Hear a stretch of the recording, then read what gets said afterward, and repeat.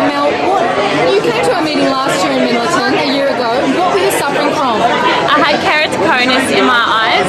Basically, by the time I came here, I was blind in my left eye and going blind in my right eye.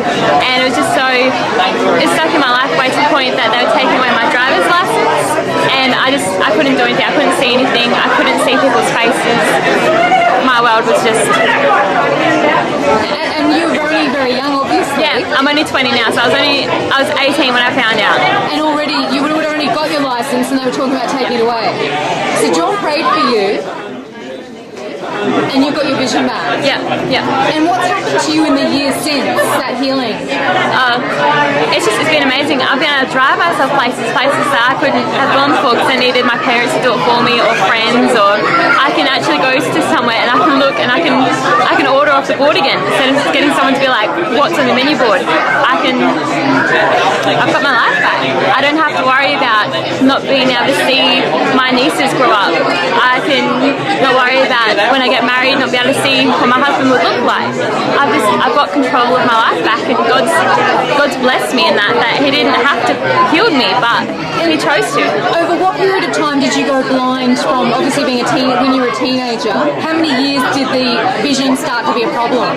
Well, I always had bad eyesight, like from when I was a child for a while, so everything I had it from a while. But suddenly it kind of got worse, and they reckon that the disease is worsened by rubbing your eyes vigorously.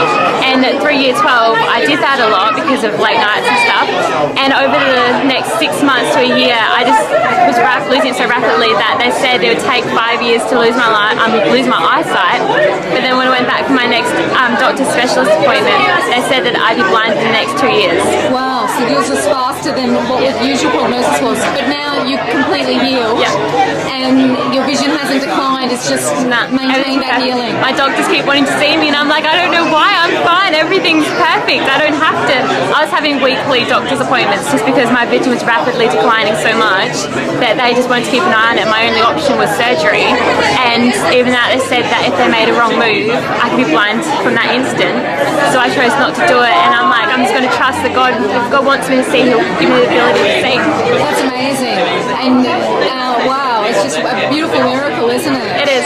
It still gets me every day. Just looking at the sign on the wall, I can read it. You just appreciate being able to see everything. And I still remember when John prayed for me. Yeah. And I just looked out into people's eyes and I saw my mum in the crowd and she was crying and I could see that. And just to see my mum crying in the crowd, it made me cry. Because it must have been so distressing and alarming to know that your prognosis in the natural was to go blind. I'd moved out of home and then I found out once I moved out, and so I'd prepare to move back into home. I'd prepare to be an invalid in a way.